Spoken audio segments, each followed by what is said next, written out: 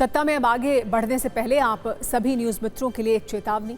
अगर आपने भी पहाड़ों पर जाने की कोई तैयारी की है तो हमारी गुजारिश है, इस प्लान को कुछ दिनों के लिए टाल दें, क्योंकि पहाड़ों पर बादल बम बनकर फट रहे हैं। हिमाचल के बाद अब बादलों का अगला ठिकाना उत्तराखंड है, जहां बादल फटने के बाद आए सैलाब में इंसान और मकान के नामो निशान मिट गए तो कहीं दरकते पहाड़ों ने लोगों की सांसों को ही छीन लिया। उत्तराखंड की इसी बादल फाड़ तबाही पर हमने आपके लिए एक वीडियो कुंजी तैयार की है, लेकिन पहले 5 बड़े अपडेट देखिए। उत्तराखंड के 3 जिलों में कल आधी रात को बादल फटने की घटनाएं हुई हैं। इससे जो सैलाब और मलबा नीचे आया उसमें 5 लोगों की मौत हो गई और कई लोगों के मलबे में दबे होने की आशंका है। केदार घाटी के गांव में बना पुल भी सैलाब में बह गया। इसके अलावा हिमाचल के चंबा में लैंडस्लाइड की घटना हुई है, जहां मणिमहेश यात्रा पर निकले 11 श्रद्धालुओं की मौत हो गई। उत्तराखंड में इस वक्त अलकनंदा और मंदाकिनी नदी भी लोगों को डरा रही है। दोनों का जलस्तर डेंजर लेवल के पार है। उत्तराखंड में तबाही उस वक्त हुई है जब रात के वक्त लोग अपने घरों में थे, गांव में सन्नाटा था। तभी बादल फटने के बाद जो सैलाब नीचे आया उसकी लोगों को खबर तक नहीं लगी। उत्तराखंड में ये बादल फाड़ तबाही रुद्रप्रयाग, चमोली और टिहरी गढ़वाल जिले में हुई है।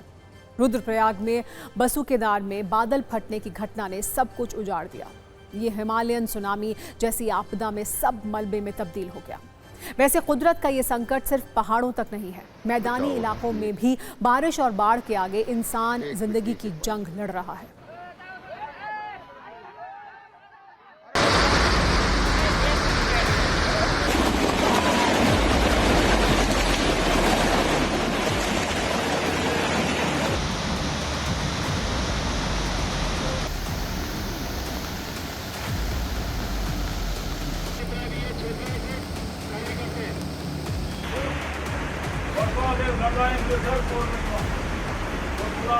बहुत तेज बारिश हुई, जिसके कारण मंदाकिनी का स्तर भी बढ़ा हुआ है। अगर नुकसान की बात करूं तो जो बसुकेदार क्षेत्र है हमारा, वहां पे एक जगह पे बादल फटने की सूचना आई थी।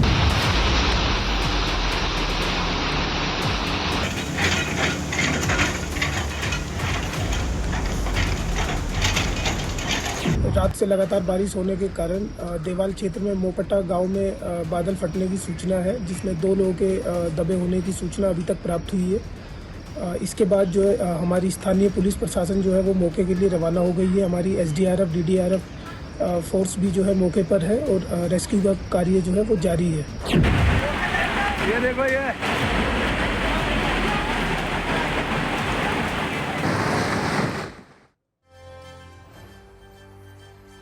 उत्तराखंड की तरह हिमाचल प्रदेश से भी कुछ डराने वाली दुखद तस्वीरें सामने आई हैं। हिमाचल में ब्यास नदी अपना रौद्र रूप दिखा रही है तो ऊपर से टूटकर गिर रहे पहाड़ भी लोगों की सांसें छीन रहे हैं। चंबा में लैंडस्लाइड से 11 लोगों की मौत हुई है तो ब्यास नदी में ऐसा उफान है जिसके आगे टिक पाना नामुमकिन है। ब्यास नदी की तबाही पर हम आपको एक ग्राउंड रिपोर्ट भी आइए दिखाते हैं। गया पुल गया।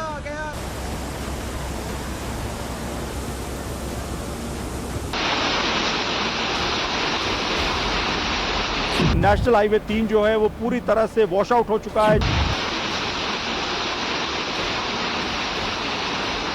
मेरे पीछे आप ब्यास नदी देख रहे हैं, जो स्थानीय लोगों के मुताबिक अभी शांत है, यानी पानी का जलस्तर कम है। अगर 2 दिन पहले की बात करें तो आप देखिए जलस्तर इतना ज़्यादा था कि आप देखिए वहाँ जो सामने एक पुल है उसका एक हिस्सा डैमेज हुआ। और उसके बाद अगर आप पूरे किनारे पर देखेंगे तो यहाँ पर कुछ कैंप्स बनाए गए हैं, लोग कैंपिंग के लिए आते हैं। उस कैंप के नीचे आप देखिए उसकी जो पूरा का पूरी उसका जो फर्श है, उसके नीचे का जो पहाड़ी हिस्सा है वो बह चुका है।